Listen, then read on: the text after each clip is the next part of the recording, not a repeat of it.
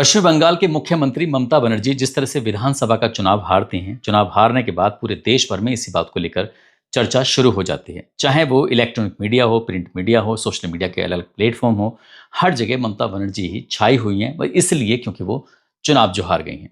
ममता बनर्जी जिस पार्टी से चुनाव हारी वो पार्टी है भारतीय जनता पार्टी। और भारतीय जनता पार्टी को पश्चिम बंगाल में जड़ें जमाने में भी अगर किसी ने मदद की थी तो वो ममता बनर्जी ने ही की थी। साल 1998 तक उन्होंने कांग्रेस के लिए चुनाव लड़ा, कांग्रेस के लिए ही वोट मांगे, कांग्रेस के सिंबल पर चुनाव लड़ी। और उसके बाद फिर उन्होंने अपनी एक पार्टी का निर्माण कर लिया था। पार्टी बनाई थी टीएमसी, इनकी तृणमूल कांग्रेस पार्टी। ये पार्टी बना देती हैं और उन्हें लगता है कि अगर हम चुनाव लड़ेंगे तो शायद जीत नहीं पाएंगे। कांग्रेस का उन दोनों वहां पर जनाधार बहुत ज्यादा अच्छा था और वामपंथी का भी जनाधार ठीक ठाक था। अगर यह ममता बनर्जी खुद के दम पर इलेक्शन लड़ती हैं तो जीत नहीं पाती हैं, इसलिए वो अटल बिहारी वाजपेयी जी से संपर्क करती हैं और संपर्क करने के बाद कहते हैं कि आपको पश्चिम बंगाल में एक बार किस्मत आजमानी चाहिए, चुनाव लड़ना चाहिए, मिलकर चुनाव लड़ेंगे तो आपको फायदा मिलेगा। कुछ ऐसे ही होता है और चुनाव लड़ा जाता है, बीजेपी का वहां से खाता खुल जाता है। लेकिन इसमें टीएमसी को बहुत ज्यादा बढ़त मिल जाती है, इतनी बढ़त मिलती है कि उनका फिर आगे सिक्का चलने लगता है। 2004 में, 2006 में इस तरह से गठबंधन होते हैं और ममता बनर्जी ने फिर यहाँ से बीजेपी से अलग होकर अपनी राह बना ली थी। लेकिन उसके बाद वक्त बीतता चला जाता है, भले ही वो लंबे समय तक शासन कर रही थी लेकिन बीजेपी भी अपनी जड़ें मजबूत कर रही थी। बीजेपी ने यहाँ ही ऐसी शुरुआत नहीं की पश्चिम बंगाल में, बल्कि महाराष्ट्र में भी ठीक ऐसी ही शुरुआत की थी। महाराष्ट्र में बाला साहब ठाकरे की शिवसेना पार्टी होती है, उनको लगता है कि कांग्रेस को वो कभी हरा नहीं पाएंगे, इसलिए उन्होंने बीजेपी का साथ लिया और बीजेपी के साथ मिलकर उन्होंने पहले तो अनौपचारिक रूप से गठबंधन किया, उसके बाद फिर औपचारिक रूप से गठबंधन किया और साल 2014 तक लगभग 25 वर्षों तक इन शिवसेना के साथ भारतीय जनता का साथ रहा। और उसके बाद फिर आज की स्थिति कुछ ऐसी है कि महाराष्ट्र में बीजेपी की ही सरकार है, बीजेपी के ही मुख्यमंत्री हैं। अब उन्हें शायद किसी के सपोर्ट की जरूरत नहीं है, इस तरह से मजबूत स्थिति में आ गए हैं। ऐसे ही होता है बिहार में। बिहार में भी उनको लाने वाले नीतीश कुमार होते हैं। नीतीश कुमार के साथ उन्होंने पैक्ट किया, गठबंधन किया, चुनाव लड़े, चुनाव लड़ने के बाद सरकारें भी बनाई और मिलकर उन्होंने काम करते रहे। लेकिन आज की स्थिति ऐसी है कि बिहार में भी बीजेपी खुद अपना अपने सरकार बना चुके हैं, उनका खुद का अपना मुख्यमंत्री है। लेकिन नीतीश कुमार की स्थिति क्या है आप सहज ही अंदाजा लगा सकते हैं। ठीक वैसे ही तमिलनाडु में भी ऐसा ही एक भविष्य बनने वाला था, लेकिन भविष्य बनता बनता वो रुक जाता है। दरअसल विजय थलपति का नाम बहुत ज्यादा सुर्खियों में है, जैसे ममता बनर्जी का नाम सुर्खियों में है। उन्होंने भी तमिलनाडु में एक इतिहास रच दिया है। एक एक्टर से मुख्यमंत्री तक पहुंचने वाले वो एक ऐसे नेता बन जाएंगे एक्टर से कि लोग उनके बारे में फिर इतिहास में ही जिक्र करेंगे, चर्चा करेंगे। एक घटना हो जाती है, घटना के बाद बीजेपी की तरफ से उनको एक ऑफर दिया जाता है। उनसे कहा जाता है कि हम लोग मिलकर चुनाव लड़ेंगे और मिलकर चुनाव लड़ने के बाद तुम ही मुख्यमंत्री बन जाना। लेकिन एक्टर ने साफ साफ इनकार कर दिया कि वो खुद अपने दम पर इलेक्शन लड़ेंगे, जो भी स्थिति रहेगी वो भविष्य तय करेगा, लेकिन बीजेपी के साथ नहीं। बीजेपी जो पार्टी है वो उनकी शत्रु पार्टी है। बीजेपी को यह कहकर उन्होंने उससे अलग हो गए और जब विधानसभा का परिणाम आता है तो विजय ने वाकई इतिहास ही रच दिया। क्या है इस इतिहास रचने की पूरी कहानी, इस कहानी के माध्यम से जानने और समझने की कोशिश करते हैं। आदाब, नमस्कार, सत श्री अकाल। मैं उस्मान सैफी। 27 जून साल 1974 की बात है। एक फिल्मी दुनिया से ताल्लुक रखने वाले एक व्यक्ति जिनका नाम होता है S.A. चंद्रशेखर, जो कि धर्म से ईसाई होते हैं और पेशे से होते हैं वो फिल्मों में डायरेक्टर। उनकी पत्नी जिनका नाम शोभा होता है, शोभा पेशे से गायिका होती हैं और धर्म से वो हिंदू होती हैं। दोनों आपस में मिलते हैं, शादी करते हैं। शादी के बाद उनका एक बेटा पैदा होता है जिसका नाम रखा जाता है C. जोसेफ विजय। और उसके बाद फिर क्योंकि इनके घर में फिल्मी बातें होती हैं, फिल्में ही बनाई जाती हैं, गाने गाए जाते हैं, इसलिए जब लड़का ये 10 साल का होता है विजय, तो उसको फिल्मों में काम भी दे दिया जाता है। यानी कि विजय जब काम करता है तो उसके बाद फिर एक के बाद एक रोल करना शुरू कर देता है। और साल 1992 की ये बात है, उसको पहला मौका मिलता है खुद की फिल्म में काम करने का, लीड रोल में। और फिल्म का नाम था नालय थिरुपु, जिसकी पहली फिल्म होती है। जब ये हीरो के रूप में विजय आते हैं तो दुबले पतले थे, सांवला कलर होता है, तो जो भी देखते थे कहते थे कि ये भी कोई हीरो बनने लायक है। साउथ की फिल्मों में कुछ ऐसा ही था। लेकिन जब ये पहली फिल्म में कुछ ज़्यादा कमाल नहीं कर पाते हैं तो साल 1996 में उनकी दूसरी फिल्म आती है और फिल्म का नाम था पूबे उन कग्गा। और पूबे उन कग्गा इस फिल्म ने जो इन्हें ऐसी पहचान दिलाई कि लोग अब इन्हें स्टार के रूप में पहचानने लगे, हीरो के रूप में पहचानने लगे। वक्त आगे बढ़ा, उसके बाद एक फिल्म और आती है साल 2003 में, जिसका नाम था थिरुमलाई। थिरुमलाई भी अच्छा प्रदर्शन करती है और 2004 में इनकी एक फिल्म आती है घिग्गी और घिल्ली। हाँ, घिल्ली फिल्म जो आती है, घिल्ली फिल्म ने पुराने सारे रिकॉर्ड ध्वस्त कर दिए। अब विजय की पहचान घर घर में हो जाती है। जहाँ भी जाते थे लोग उनके पास बातचीत करते थे, उनके ऑटोग्राफ लिया करते थे, उनके साथ फोटोग्राफ लिया करते थे। ऐसे ही एक दिन एक लड़की उनसे मिलने के लिए आती है। वैसे तो वो यूके में रह रही थी, लेकिन तमिलनाडु की रहने वाली होती है। जब उनकी इस लड़की से मुलाकात होती है, लड़की अपना नाम संगीता बताती है और कहती है कि वो उनकी बहुत बड़ी फ़ैन है। ये बात सुनने के बाद विजय को उस लड़की यानी कि संगीता से एक पहली नज़र में प्यार हो जाता है। वो दोनों फैसला करते हैं कि क्यों ना हम शादी कर लें। इस लड़की का संगीता का कोई फ़िल्मी बैकग्राउंड नहीं होता है। वो अपने परिवार से बातचीत करती है और विजय अपने परिवार से बातचीत करते हैं। दोनों ही परिवार आपस में मिलने के बाद धूमधाम से विजय की शादी कर देते हैं। विजय ने बीएससी में एडमिशन लिया था, लेकिन बीएससी कंप्लीट नहीं कर पाते हैं। वो पढ़ाई को बीच में छोड़ देते हैं क्योंकि उनका जो मन था वो फिल्मों में ही मन था और एक के बाद एक उन्होंने बढ़िया फिल्म देना शुरू कर दिया। जैसे फ्रेंड्स आती है, वर्दी आती है, शाहजहां, इस तरह की कई फिल्में देते हैं। और इसी बीच में उनकी वक्त के साथ साथ जैसे आगे बढ़ रहा था वक्त, तो साल 2013 में उनकी फिल्म आती है थलाइवा। और थलाइवा की जो टैगलाइन होती है, इसका नाम था टाइम टू लीड, दरअसल नेतृत्व करने का समय। जब ये जो टैग था, ये टैग लाइन थोड़ी मशहूर हो जाती है उस बीच में। मशहूर इसलिए हो जाती है कि मुख्यमंत्री होती हैं जयललिता और वो इस फिल्म की रिलीज पर रोक लगा देती हैं। हालांकि ये ईद पर रिलीज होने वाली थी और इसका टाइम रख दिया गया था 9 अगस्त साल 2013। जैसे ही ये फिल्म की रिलीज पर रोक लगा दी जाती है, तो यहाँ जो फिल्म बनाने वाली पूरी टीम होती है वो थोड़ा परेशान हो जाती है। परेशान इसलिए भी हो जाती है क्योंकि फिल्म की रिलीज पर फिलहाल के लिए रोक लगी हुई थी। और ये कहा जाता है कि आपको इस जो टैगलाइन है टाइम टू लीड, इसको हटाना पड़ेगा, इसकी जगह कुछ और दीजिए।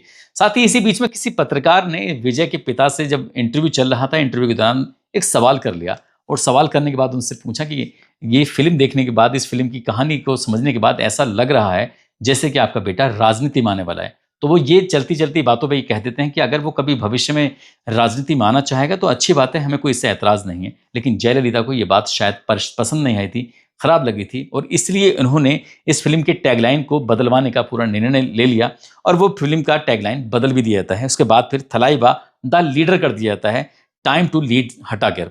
अब ये 20 अगस्त 2013 को रिलीज कर दी जाती है। रिलीज होनी थी 11 दिन पहले ईद के अवसर पर, लेकिन ईद के अवसर पर नहीं होती है। तब विजय का दिल टूट जाता है पूरी तरह से। वो सोचने पर मजबूर हो जाता है, कहता है कि हम लोग इतनी मेहनत करते हैं और ये जो नेता लोग होते हैं ये किस तरह से हमारा दिल एकदम से तोड़ देते हैं। जबकि जयललिता भी खुद पुराना, उनका हिस्ट्री जो थी वो खुद फिल्मों से जुड़ी हुई थी, लेकिन न जाने क्यों उन्हें विजय की इस फिल्म का जो टैगलाइन था वो पसंद नहीं आया। इसके बाद फिर विजय ने काम कर रहे थे लगातार और एक के बाद एक बढ़िया फिल्म दे रहे थे, जैसे पुष्पा कक्की और मर्सल और सरकार, master, beast, Leo, the greatest of all time, इस तरह की साउथ की फिल्में आ रही थी। और फिल्मों के अंदर जो इनका रोल होता है, बुराई पर जीत पाने वाला एक हीरो, ये हमेशा ऐसी फिल्मों में ऐसे ही रोल कर रहे थे कि फिल्म में बहुत बुरा होता है, ये हीरो होते हैं और ये जाकर उस बुराई को ख़त्म कर देते हैं। इस तरह से इनकी जो पहचान थी लगातार बढ़ती चली जाती है। लेकिन एक बार फिर से ये नेशनल लेवल पर सुर्खियों में जाते हैं। तमिलनाडु में विधानसभा के चुनाव चल रहे थे और 4 दिसंबर 2021 को इनको वोट डालने के लिए जाने वाले थे। और जैसे ही वोट डालने के लिए जा रहे थे तो ये किसी अपने बड़े वाहन से या किसी से नहीं जा रहे थे, जबकि इनके पास करोड़ों की गाड़ी होती है और इनके पास ये लगभग एक फिल्म के 200 करोड़ रुपए भी लेते हैं। लेकिन उस दिन साइकिल उठाते हैं और साइकिल उठाने के बाद ये वोट डालने जा रहे थे।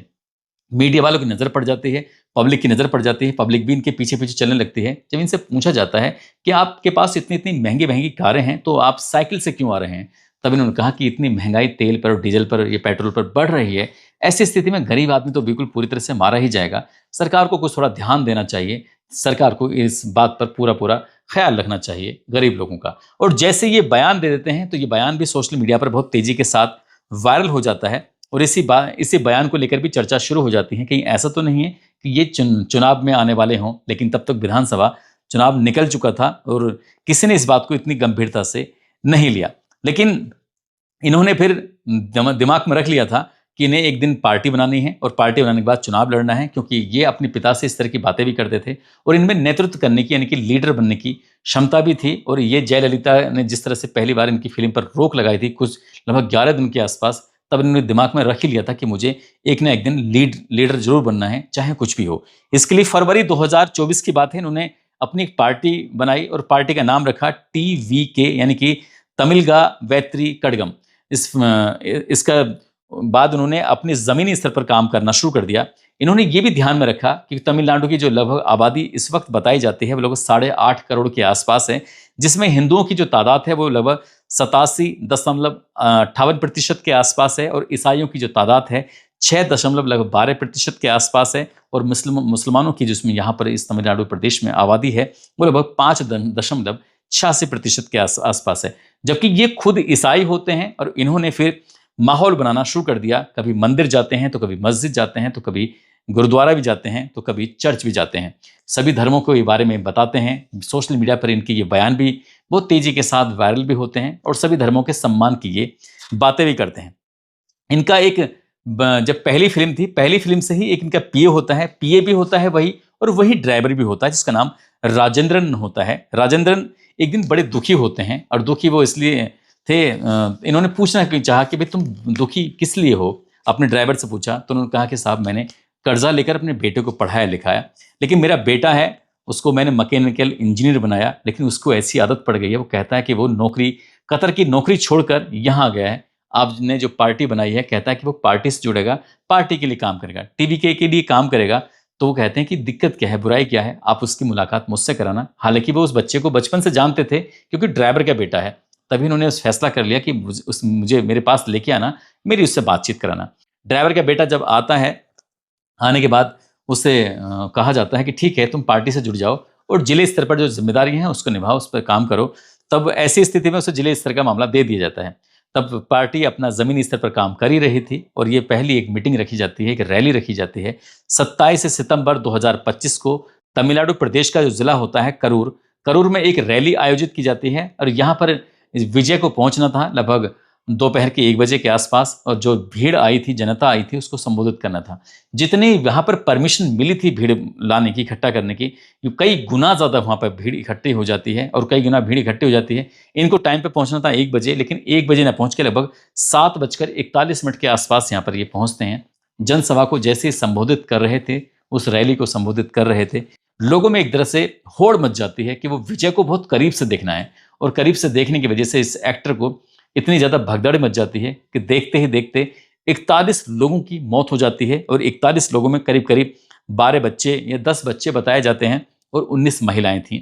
41 टोटल मिला के संख्या बैठ जाती है। 80 से ज्यादा घायल थे। पूरे देश भर में इस बात को लेकर चर्चा हो जाती है कि एक एक्टर को देखने के लिए इतने सारे लोग आए हुए थे।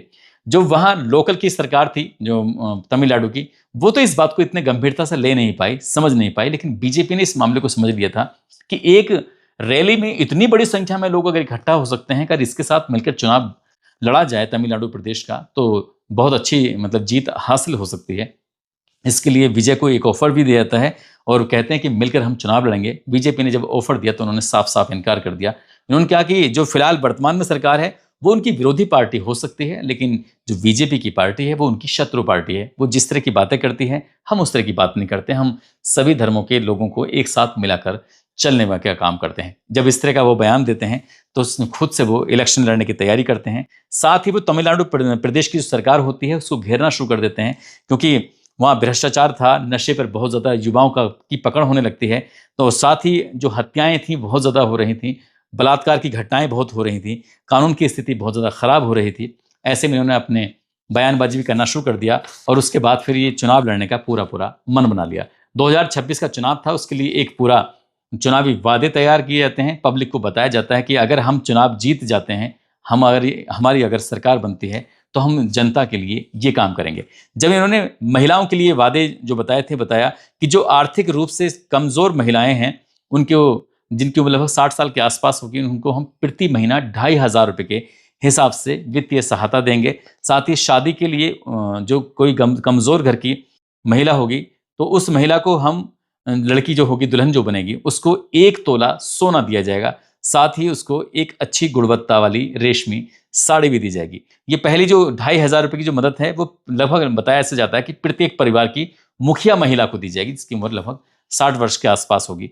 ऐसे इन्होंने कहा कि बचत समूह जो गांव-गांव बने होते हैं, बहुत सारी महिलाएं मिलकर आपस में कुछ कारोबार करना चाहती हैं, कारोबार कर लेती हैं, तो ऐसी महिला स्वयं सहायता समूह जो होते हैं उनको 5 लाख रुपए तक का ब्याज मुक्त ऋण दिया जाएगा, लोन दिया जाएगा। उनसे लोन से कोई भी पैसा की वसूली, इनकी ऋण की कोई वसूली नहीं होगी। ऐसे ही महिलाओं की सुरक्षा पर विशेष ध्यान दिया जाएगा। सुरक्षा के लिए अलग से विभाग बनाए जाएंगे, साथ ही विशेष अदालतों का गठन भी किया जाएगा। इसके लिए उन्होंने आम जनता के लिए और आम परिवारों के लिए भी घोषणा करते हैं। कहते हैं कि हर परिवार को साल में कम से कम 6 मुफ्त एलपीजी घरेलू सिलेंडर जो होते हैं वो दिए जाएंगे। इसके बाद नवजात शिशुओं के लिए इन्होंने हर नवजात शिशु को आशीर्वाद के तौर पर एक सोने की अंगूठी देने का भी इन्होंने वादा किया। इन्होंने आगे आम लोगों के लिए बोला कि मुफ्त में बिजली, यानी कि 200 यूनिट तक मुफ्त में बिजली दी जाएगी, और साथ ही हर घर में पानी की पाइपलाइन की आपूर्ति दी जाएगी, यानी कि पानी के लिए आपको इधर उधर भटकना नहीं पड़ेगा। साथ ही वो सरकारी सेवाओं की होम डिलीवरी सुनिश्चित की जाएगी। और युवाओं और किसानों के लिए उन्होंने वादा किया था, युवाओं के लिए कौशल विकास और नए रोजगार के अवसर पैदा करेंगे। साथ ही किसानों के लिए, छोटे किसानों के लिए फसल के ऋण माफी और फसलों के लिए बेहतर न्यूनतम समर्थन मूल्य सुनिश्चित किया जाएगा। और शिक्षा और शासन के बारे में बताते हैं। शिक्षा और स्वास्थ्य, इसमें मुफ्त और बेहतर गुणवत्ता वाली शिक्षा दी जाएगी। स्वास्थ्य सेवाओं में सुधार किया जाएगा। साथ ही भ्रष्टाचार मुक्त शासन होगा, जीरो टॉलरेंस के साथ, और एक पारदर्शी शासन होगा। बुजुर्गों को, विधवाओं को और दिव्यांगों को प्रति महीने के हिसाब से 3,000 रुपए की पेंशन भी दी जाएगी। अब ऐसी स्थिति में जब इन्होंने अपना परफॉर्मा दिया, अपने चुनावी वादे किए, तो ये जनता तक, घर घर तक पहुंच जाते हैं। फिल्में देखने वाले तो इनके करोड़ों फैन होते ही हैं, लेकिन करोड़ों फैन को इन्होंने किस तरह से वोटर में तब्दील करना है, इसके लिए बिहार के रहने वाले पीके से भी बातचीत करते हैं। उसके बाद पूरा मसौदा तैयार करते हैं और चुनाव में उतर जाते हैं। हालांकि ये बताते हैं कि जब इनका हल्फनामा भरा जा रहा था, लगभग 650 करोड़ के मालिक होते हैं। प्रति फिल्म के हिसाब से 2 करोड़ रुपए वो लेते हैं, लेकिन जनता के बीच में वो इसलिए आ रहे थे ताकि जनता की सेवा कर सकें। लेकिन जो उस वक्त सरकार थी, वर्तमान में सरकार ने, उन्होंने 3 पॉइंट पे घेरने की कोशिश की। पहला पॉइंट था करूर में जो भगदड़ मच जाती है, उसमें इनकी पार्टी के नेताओं पर एफआईआर भी दर्ज कर दी जाती है। और इनकी एक फिल्म आने वाली थी जिसका नाम था जन नायगन। उसकी फिल्म की रिलीज पर रोक लगा दी जाती है। उनको ऐसा लग रहा था कि अगर ये फिल्म रिलीज हो जाएगी तो ये विजय का मामला बहुत ज़्यादा बढ़ जाएगा, और जो वर्तमान सरकार चल रही है वो सरकार कहीं ना कहीं वो उसकी खराब स्थिति में आ जाएगी। तीसरा था, इनकी जो पत्नी होती है संगीता, जो उनकी फैन थी, उनसे शादी कर लेती है, उनके एक बेटा और बेटे भी होती हैं, तो उन्होंने, इनके बीच में कुछ अलगाव जैसी स्थिति पैदा हो जाती है। तब उन्होंने ये अलग रहने का फैसला कर लिया, और जो भी आवेदन दिया था उस आवेदन की जो कॉपी होती है वो सोशल मीडिया पर वायरल कर दी जाती है ताकि विजय की इमेज खराब हो जाए। लेकिन विजय की इस इमेज, इससे बात से कोई फर्क नहीं पड़ता। न केवल विजय का ड्राइवर जीतता है, बल्कि 2 जगह से इलेक्शन लड़ते हैं और दोनों ही जगह से इलेक्शन जीत भी जाते हैं। यहाँ तमिलनाडु में 234 सीटें होती हैं। 234 सीटों में टीवी के ने 108 सीटों पर जीत दर्ज की, और एक इतिहास, एक हिस्ट्री क्रिएट कर दिया कि महज 2 साल पहले एक पार्टी का निर्माण हुआ था, और 2 साल में ही उस पार्टी ने इतना ज्यादा जनता में, इतना ज्यादा वोटरों में जाके अपनी जगह बनाई कि उन्होंने 108 सीट जितवा दी। ये 2 जगह से इलेक्शन लड़ते हैं और दोनों ही जगह से विजय जीत जाते हैं। जो यहाँ की मुख्यमंत्री होते हैं, उस पार्टी का नाम होता है डीएमके। डीएमके ज़्यादा अच्छा प्रदर्शन नहीं कर पाती है, वो 59 सीट जीतकर दूसरे पायदान पर रह जाती है। एडीएमके 47 सीट जीतती है, कांग्रेस 5 सीटें जीतती है, पीएमके 4 सीटें जीतती है। यानी कि इन्हें मुख्यमंत्री बनने के लिए 118 सीटों का होना जरूरी था, लेकिन इनके पास हैं 108 सीटें। अभी इन्हें 10 कदम और चलना है, यानी कि 10 और विधायक अगर इनके साथ जुड़ जाते हैं तो इन्हें मुख्यमंत्री बनने से कोई नहीं रोक सकता। लेकिन इसके लिए कांग्रेस की तरफ से एक समर्थन मिल रहा है, ऐसी उम्मीद जताई जा रही है। कांग्रेस के 5 विधायक हैं, साथ ही वामपंथी पार्टियों के 2-2 विधायक हैं, और वीसीके की जो पार्टी है उसके 2 विधायक हैं। कुल मिलाकर ये संख्या बैठ जाती है, लगभग 11 के आसपास बैठ जाती है, और इनको जरूरत है 10 विधायकों की। ये मिल जाते हैं तो विजय को सरकार बनाने से कोई नहीं रोक सकता। विजय ने जितना वादे किए हैं, वो अपने वादों पर कितना खरा उतरते हैं, कितनी उम्मीदों पर खरा उतरते हैं, कितना जनता के लिए काम करते हैं। जैसे कि अब सफल फिल्में बनाते रहे हैं और वो दिलों पर राज करते रहे हैं, क्या वैसे ही मुख्यमंत्री बनने के बाद वो दिलों पर राज करते रहेंगे? ये तो खैर भविष्य तय करेगा, लेकिन उन्होंने जादू ही किया है, और ये जादू हर कोई कर नहीं पाता है। ये भी एक तरह की हिस्ट्री क्रिएट हो जाती है। दोस्तों, इस पूरे घटनाक्रम को सुनाने का उद्देश्य किसी को परेशान करना नहीं है, किसी का दिल दुखाना नहीं है, बल्कि आपको जागरूक करना है, आपको सचेत करना है, और जाते जाते दिल्ली की रहने वाली हैं सोनिया, सिद्धार्थ नगर के रहने वाले हैं जाहिद खान, अरुण वशिष्ठ हैं, भीलवाड़ा से हैं रामपाल कुम्हार, दिल्ली से हैं धीरेन्द्र कुमार। आज इनका जन्मदिन है, इनको जन्मदिन की ढेरों सारी शुभकामनाएं, बहुत बहुत मुबारकबाद। और कुछ लोगों ने नाम लेने की अपील की है, जिसमें सौरभ चौबे हैं, सचिन शर्मा उनकी पत्नी हैं, सारिका सिंह उनका बेटा है, अनंत प्रताप सिंह, सिराज अंसारी हैं, विनीता यादव हैं, मोहम्मद समीर हैं, नीलेश यादव, प्रेमवीर सिंह, देवेंद्र कुमार, मदन सिंह, इमरान कुरैशी, सुजीत कुमार, सीमा पाल, यासीन अहमद, मोहम्मद सुहेल, दिनेश प्रजापति, सुधीर वर्मा। आप सब लोग अपना ख्याल रखें, सुरक्षित रहें। जय हिंद, जय भारत।